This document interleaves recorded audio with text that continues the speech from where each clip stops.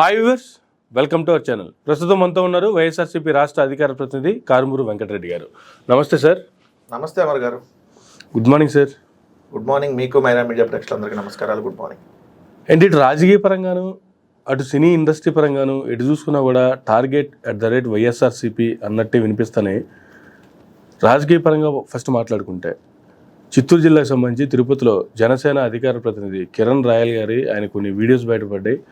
ఒక మహిళ ఆయన మీద కొన్ని అలిగేషన్ చేస్తూ సూసైడ్ వరకు వెళ్ళి హాస్పిటల్కి వెళ్ళి ఆ తర్వాత కొన్ని వీడియోస్ రిలీజ్ చేస్తే 2023లో ఎప్పుడో కేసు పెట్టారు. ఆ కేసుకు సంబంధించిన ఫోన్ లాక్కి వెళ్ళారు. ఇప్పుడు ఆ ఫోన్లో ఉన్న డేటాతో ఏఐ టెక్నాలజీతో మార్ఫింగ్ చేసి నా ప్రతిష్టని, మా పేరుని భంగం కలిగించాలని వైఎస్ఆర్సీపీ ఆడుతున్న కుట్ర విత్ ఏఐ టెక్నాలజీ అనేటువంటిది కిరణ్ రాయల్ గారు చేస్తున్నటువంటి ఆరోపణలు. ఏంటి అసలు? అంటే వైఎస్ఆర్సీపీ ఎవరి మీదైనా ఈ రకమైనటువంటి టెక్నాలజీ వాడుకొని వాళ్ళ ప్రతిష్టని దిగజార్చడమే వైఎస్ఆర్సీపీ పనే? మొట్టమొదట మేము ఈరోజు ప్రతిపక్షంలో ఉన్నాం. పాయింట్ నెంబర్ 1, మేము అధికారంలో లేము. ప్రతిష్ట దిగజార్చాలంటే అధికారంలో ఉండాలా ఏంటి? చూడండి, కుట్ర పన్నారు అనే వాళ్ళు ఆరోపణ చేసేవాళ్ళు అధికారంలో ఉన్నారు. మీరు ఆలోచించాల్సిన పాయింట్ ఏంటంటే, కుట్ర చేసేవన్న అతను అధికార పార్టీలో ఉన్నాడు, కూటమి ప్రభుత్వంలో ఉన్నారు, 124 సీట్లతో ఉన్నారు. దాంట్లో రోజు తిరుపతి ప్రెస్ క్లబ్లో కూర్చొని రోజు ఎవరో ఒకరిని తిట్టమే పనిగా పెట్టుకునే నాయకుడు ఇతను. సో ఇతను లోకల్ ఎమ్మెల్యే వీళ్ళ పార్టీ, మొన్న డిప్యూటీ మేయర్ కూడా లాక్కున్నారు వీళ్ళ పార్టీ. సో ఈరోజు తిరుపతికి సంబంధించి ఆయన జనసేన పార్టీకి ఇన్ఛార్జిగా కూడా ఉన్నాడు, ఓ పార్టీకి అధికార ప్రతినిధిగా కూడా ఉన్నాడు. ఇన్ని ఉన్న తనకి ఆయన మీద మేము కుట్ర పడటం ఏంటి? ఆయన ఇంకో వీడియోలో చెప్తున్నాడు ఏమని, జనసేన పార్టీకి సంబంధించినటువంటి వాళ్ళే దీని వెనకాల ఉన్నారు. లోకల్ ఎమ్మెల్యేగా ఉన్నటువంటి ఆరణి శ్రీనివాసులు కుమారుడు అరణి మధు, ఆ మధును ఇతనికి మధ్య డిస్టర్బెన్స్ ఉంది. ఎందుకంటే ఇతను సీటు ట్రై చేశాడు కదా. ఓకే, ఎవరైతే కిరణ్ అనే అతని పేరు కిరణ్ రాయల్ కాదు, రాయల్ అని దయచేసి అని శ్రీకృష్ణదేవరాయలు గారిని దయచేసి అవమానపరచదు మనం ఛానల్స్ వారికి కూడా విజ్ఞప్తి. ఎందుకంటే కిరణ్ రాయల్ అని చెప్పి రాయల్ అంటే చాలా గొప్ప పదం. సో శ్రీకృష్ణదేవరాయలు గారిని మనం రాయల వారు అంటాం. సో ఆ రాయలు అనేటటువంటి పదానికి ఇతనికి వాడి ఏదైతే శ్రీకృష్ణదేవరాయలు గారిని దయచేసి అవమానపరచొద్దు. ఇతని పేరు దొండకాయ కిరణ్ కుమార్, ఇతని పూర్తి పేరు. సో మీరు దొండకాయ కిరణ్ కుమార్ అనో, దొండకాయ కిరణ్ అనో, లేదంటే జనసేన తిరుపతి కిరణ్ అనో ఏదో ఒకటి మాట్లాడండి. దొండకాయ మాట్లాడటం ఇష్టం లేని వాళ్ళు. సో నేను చెప్పేది ఏంటంటే, ఇప్పుడు అతను ఒక మహిళ దగ్గర డబ్బులు తీసుకున్నది వాస్తవా కాదా? Point number 1. ఆ మహిళతో ఈయన ఫోన్లో మాట్లాడింది వాస్తవా కాదా? ఫోన్లో ఆయన మాట్లాడుతూ ఫోన్లో ఆయన అన్నటువంటి భాష, ఆయన మాట్లాడి ఏ విధంగా బెదిరించాడు అనేది ఖచ్చితంగా ప్రజానీకానికి కూడా మరొకసారి తెలియాలి. కాబట్టి కిరణ్ అనే అతను దొండకాయ కిరణ్ మాట్లాడింది, నేను మగాడిని 100 మందితో తిరుగుతా, నా లైఫ్ నా ఇష్టం అంది. ఇదే దొండకాయ కిరణే కదా. ఓకే, నీ డాష్ లమ్ డాష్ దానే నువ్వు నాతో అక్రమ సంబంధం పెట్టుకున్నావు అంటే, ఒక మహిళని లమ్ భాషతో, నీ అమ్మ భాషలతో మాట్లాడి నువ్వు నాతో అక్రమ సంబంధం పెట్టుకున్నావు అంటే, ఆయనే అక్రమ సంబంధం పెట్టుకున్నావు, ఇద్దరు సహజీవనంలో ఉన్నారని అతనే కదా చెప్పింది. అంటే ఇల్లీగల్ ఎఫ్ఐఆర్ వాళ్ళిద్దరి మధ్య ఉందని అతనే చెప్పాడు.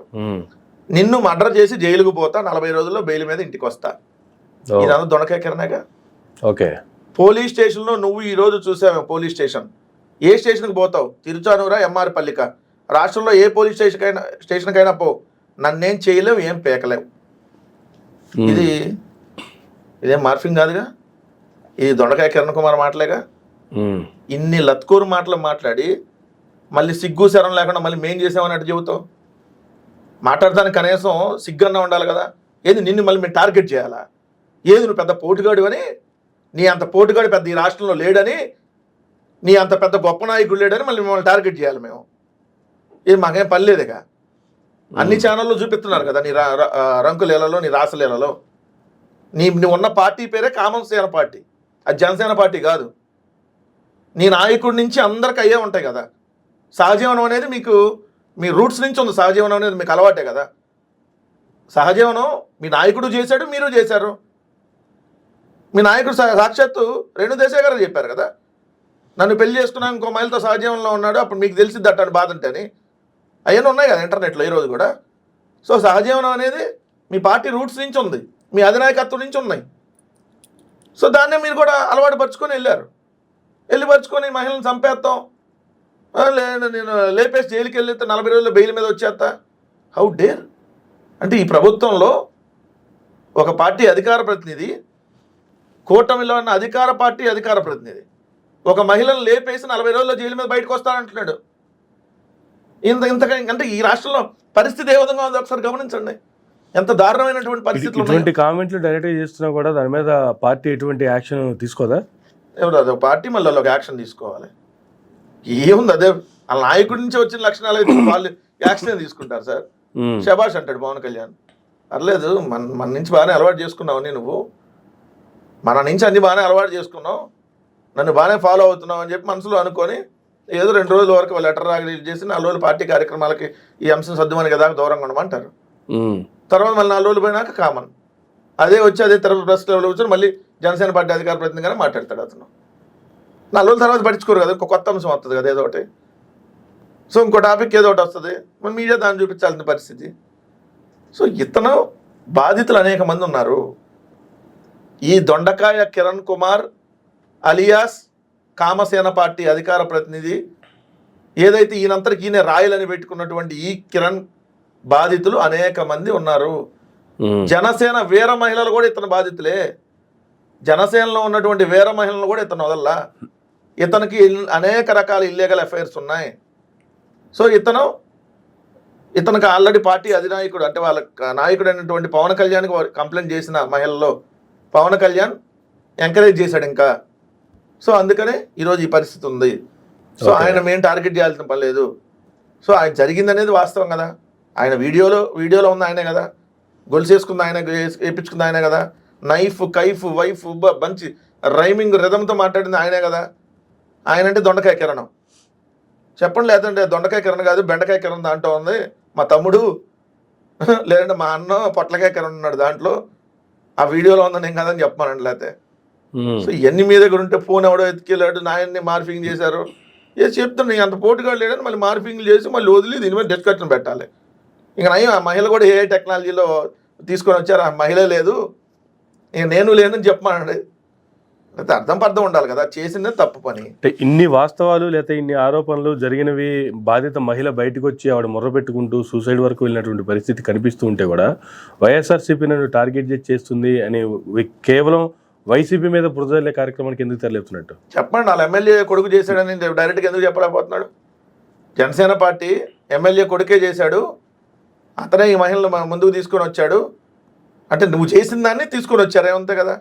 నువ్వైతే ఎగ్గొట్టిన మాట వాస్తవమే, నువ్వైతే ఇల్లీగల్ అఫైర్స్ పెట్టుకున్న మాట వాస్తవమే. సో నీకు అనేక రకాల ఇంకా ఇల్లీగల్ అఫైర్స్ ఉన్నాయి అనేది వాస్తవమే. నువ్వు మహిళల్ని ఏ విధంగా లైంగికంగా వేధిస్తాడు అనేది వాస్తవమే. ఆ వాస్తవం నా ఎమ్మెల్యే కొడుకు బయట తెచ్చాడో ఇంకోటి తెచ్చాడు, ఎవరు తెచ్చే నువ్వు చేసిందే తప్పే కదా, నువ్వు చేసిందైతే తప్పు కదా. దాన్ని మళ్ళీ వైఎస్ఆర్సీపీ వాళ్ళ మీద పడి ఎడుతావు ఎందుకు?